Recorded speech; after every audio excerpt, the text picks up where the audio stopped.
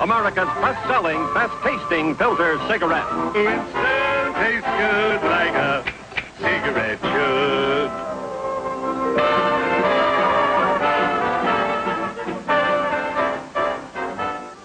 In a repeated national survey, doctors in all branches of medicine, doctors in all parts of the country were asked, "What cigarette do you smoke, doctor?" Once again, the brand named most was Camel. Yes, according to this repeated nationwide survey, more doctors smoke Camels than any other cigarette. Why not change to Camels for the next 30 days and see what a difference it makes in your smoking enjoyment? See how Camels agree with your throat.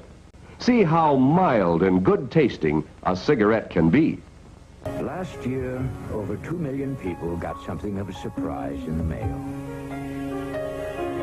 Their first taste of NutraSweet. And of all things, a gumball.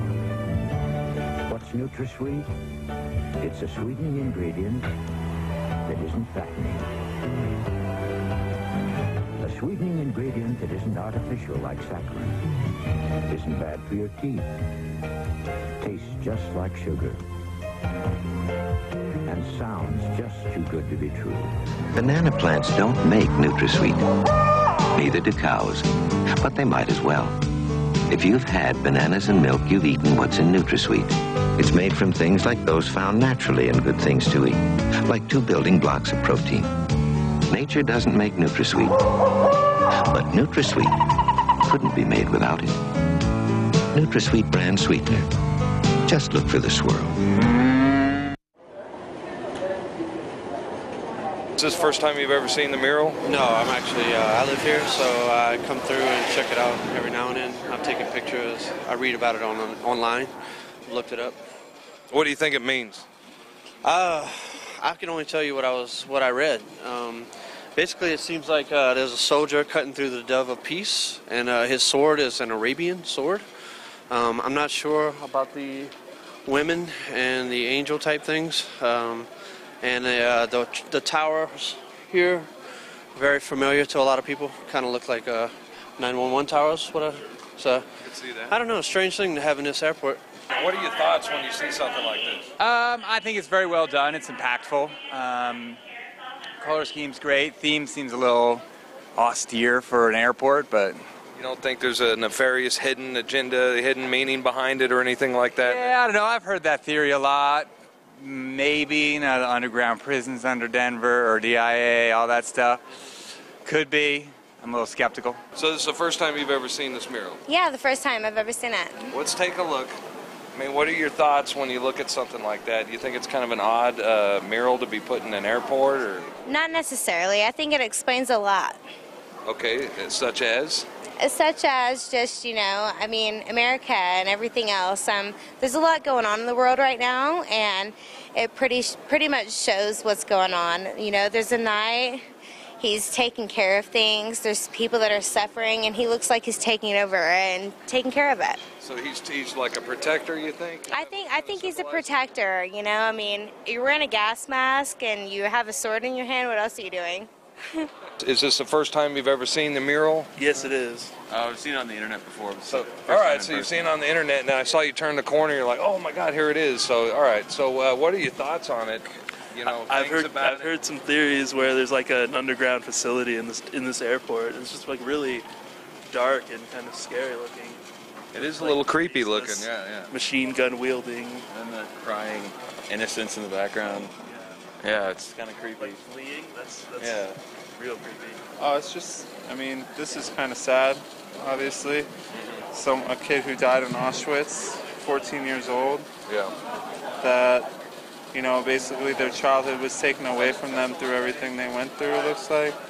They hate enemies. They hope that one day they'll be able to wake up and laugh again. It's sad that there's people out there that think like that. Some people say it's put here to kind of distract people from what really goes on in DIA. Don't you think it's an odd place to put a mural like this in an international airport? I mean, it's kind of weird, isn't it? It is, like, I mean, if you wanted to send a message to someone, I mean, it's kind of the best place. And So you think this is more of an artistic endeavor, you know, with the symbolism and everything? You know, this guy kind of looks like a Nazi, but is there any hidden meanings, a dark hidden meaning, or is this more kind of a artistic piece, you know?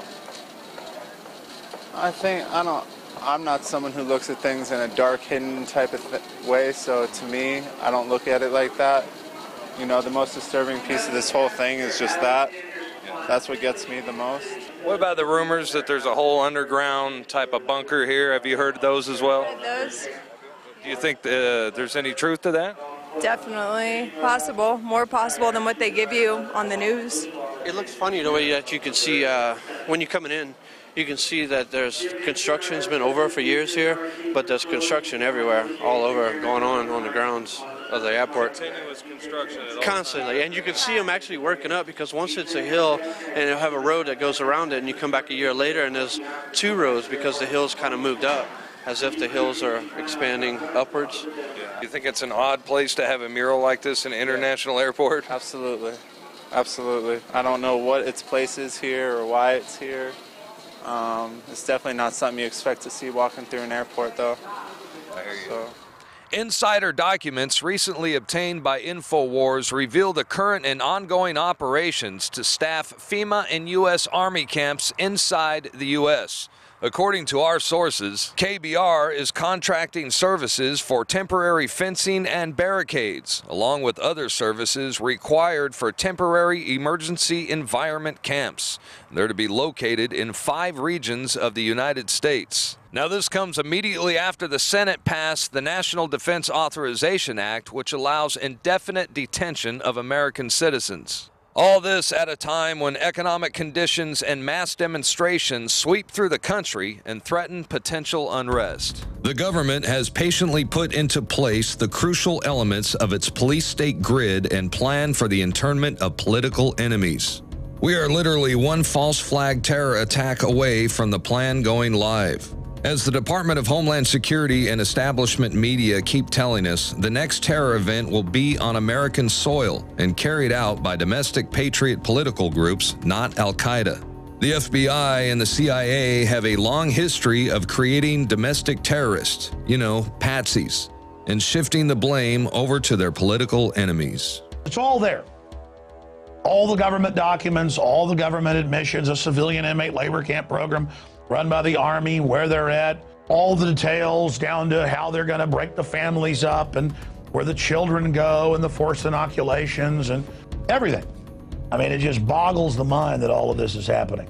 The fact that detention camps are being constructed inside our country and are now being staffed and readied for emergency situations, what can no longer be ignored or ridiculed as a conspiracy theory. Senate committee hearings and official Homeland Security documents further illustrate the mindset of our federal government as they classify homeschoolers, gun rights activists, constitutionalists, and returning veterans as potential terrorists. By default, creating an entire nation of radicals and revolutionaries, where everyone is a suspect, equally guilty until proven otherwise. I'm Darren McBreen for INFOWARS Nightly News.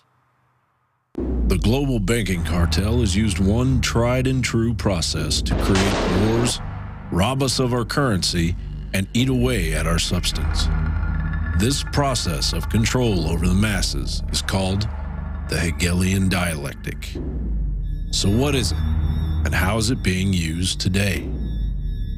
German philosopher George Wilhelm Friedrich Hegel devised a dialectic, or method to resolve a disagreement between outcomes. The dialectic is made up of 3 attributes: thesis, an idea or opinion; antithesis, the opposite idea or opinion; and synthesis, the alchemic process to bring together a wanted change.